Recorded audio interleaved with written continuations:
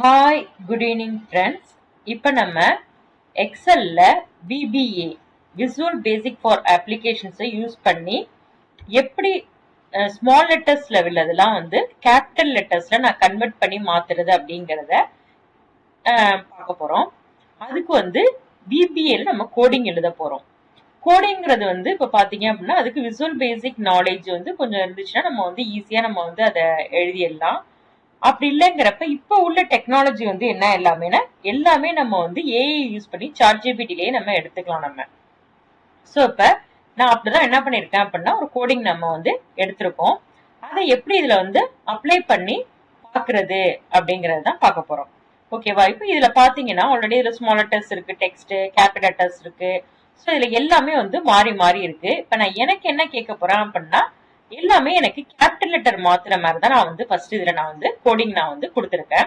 First இந்த coding கொடுக்கறதுக்கு என்ன பண்ணணும் அப்படின்னா இந்த ஷீட் இருக்கு இல்லையா, இந்த ஷீட்டுக்கு நான் இப்போ ஒரு நேம் சேஞ்ச் பண்ணியிருக்கேன். ஸோ ஷீட் 1, ஷீட் 2, ஷீட் 3 இருக்குல்ல. இப்போ இதுல எனக்கு எந்த ஷீட்டுக்கு மாத்தணுமோ எனக்கு நான் கொடுக்க போற கண்டிஷன் எந்த ஷீட்டுக்கு வேணுமோ அதுக்கு மட்டும் கூட வச்சுக்கலாம். இல்ல அப்படின்னா டோட்டலாவே எனக்கு இந்த ஒர்க் புக் ஃபுல்லாவே ஒரு ஒர்க் புக் அப்படிங்கிறது என்ன அப்படின்னா இங்க நம்பர் ஆஃப் ஷீட்ஸ் இருந்ததுதான் ஒரு ஒர்க் புக் அப்படின்னு சொல்றது. சோ எனக்கு இப்ப பர்டிகுலரா எனக்கு இந்த ஷீட்ஸ் மட்டும் எனக்கு வேணும் அப்படிங்கிறப்ப நான் இதை மட்டும் கிளிக் பண்றேன். ரைட் கிளிக் பண்ணி வியூ கோட் அப்படிங்கறத எடுத்துக்கிறேன். வியூ கோட்ல பாத்தீங்க அப்படின்னா இங்க நான் ஆல்ரெடி அந்த கோடிங்க நான் பேஸ்ட் பண்ணி வச்சிருக்கேன். சரியா? இப்ப இந்த கோடிங்க தான் நான் இங்க கொடுத்துருக்கோம். இப்ப எனக்கு ஷீட் 1ல மட்டும் வேணும்னு சொல்லி நான் ஷீட் 1ல கொடுத்துக்கிறேன். இல்ல திஸ் ஒர்க் புக் அப்படிங்கறத கொடுத்தோம் அப்படின்னா டோட்டலாவே பாத்தீங்க அப்படின்னா இந்த ஷீட் எத்தனை ஷீட் இருக்கோ எல்லாத்துக்கும் வந்துடும். சோ நான் அந்த ஷீட்டை மட்டும் கிளிக் பண்ணிக்கிறேன். கிளிக் பண்ணிட்டு என்ன பண்றோம் அப்படின்னா இந்த விண்டோவை நம்ம க்ளோஸ் பண்ணிடுறோம். எப்படி எடுக்கிறோம்? இந்த இடத்துல ரைட் கிளிக் பண்றோம், ஷீட் கிட்ட வச்சு வியூ கோட் அப்படிங்கறத போறோம். இந்த இடத்துல அந்த கோடிங்கை நான் பேஸ்ட் பண்ணிக்கிட்டு இதை இப்ப நான் க்ளோஸ் பண்ணிடுறேன். இதை உங்களுக்கு நான் ஸ்கிரீன்ல காட்டுறேன் இந்த கோடிங் என்னங்கிறத. இதை இப்ப நான் க்ளோஸ் பண்ணிட்டேன். இந்த கோடிங் இங்க இருக்கு ஷீட்ல. ஓகேவா? இப்ப என்ன பண்ண போறோம் அப்படின்னா சரி அங்க கோடிங் கொடுத்தாச்சு. இப்ப அதை எப்படி நம்ம ரன் பண்றது அப்படின்னு பாத்தீங்க அப்படின்னா ஃபர்ஸ்ட் நான் என்ன பண்ணிக்கிறேன், செலக்ட் பண்ணிக்கிறேன். ஸ்மால் லெட்டர்ல உள்ளது எல்லா டெக்ஸ்டையும் நான் இப்ப செலக்ட் பண்ணிட்டு கீபோர்ட்ல Alt F8 அப்படிங்கறத அதை ரன் பண்றது. அங்க கொடுத்த கோடிங் இங்க ரன் பண்றதுக்கு Alt F8 அப்படிங்கறத கொடுக்கறேன். இங்க நம்ம கொடுத்த அந்த கோடிங்கான நேம் வந்துருச்சு இல்லையா?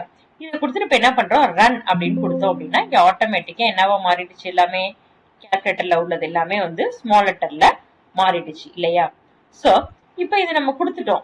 கொடுத்த பிறகு இப்ப இதுக்கு பாத்தீங்கன்னா நான் Alt F8 அப்படிங்கிறதுக்கு பதிலா இந்த ஸ்கிரீன்லாம் எதுவுமே எனக்கு வராம டைரக்டா மாத்துறதுக்கு நம்ம ஷார்ட்கட் கீ கூட நம்ம செட் பண்ணி வச்சுக்கலாம். என்ன எப்படி போய் செட் பண்ணோம் அப்படின்னா இந்த ஆப்ஷன்ல போய் என்ன கீ வேணுமோ இதுல டிஃபால்ட்டா சில கீஸ் இருக்கு இல்லையா, Ctrl+C, Ctrl+V அதெல்லாம் நம்ம கொடுக்க வேணாம். அந்த மாதிரி இல்லாம ஏதாச்சும் டிஃப்ரெண்டான கீ நம்ம M அப்படிங்கறத கொடுத்துக்கிறேன். Ctrl+M அப்படின்னு கொடுத்துக்கிட்டோம் அப்படின்னா என்ன ஆகும்னா நீங்க Alt F8க்கு பதிலா டைரக்டா Ctrl+M அப்படின்னு கொடுத்தீங்க அப்படின்னா ஒரு டெக்ஸ்ட் என்னவா மாறிடும் அப்படின்னா எல்லாமே கேபிட்டல் லெட்டரா நமக்கு மாறிடும். அந்த மாறிடுச்சு பாத்தீங்களா? சோ இது ரொம்ப சிம்பிளா இருக்கும். இப்ப உள்ள அட்வான்ஸ்டுக்கு எல்லாமே நமக்கு ஈஸியா இருக்கும். கோடிங்லாம் ஈஸியா எடுத்துக்கலாம் நம்ம. ஓகேவா? சோ இதை ட்ரை பண்ணி பாருங்க, ரன் பண்ணி பாருங்க. மறக்காம சேனலை சப்ஸ்கிரைப் பண்ணுங்க. தேங்க்யூ.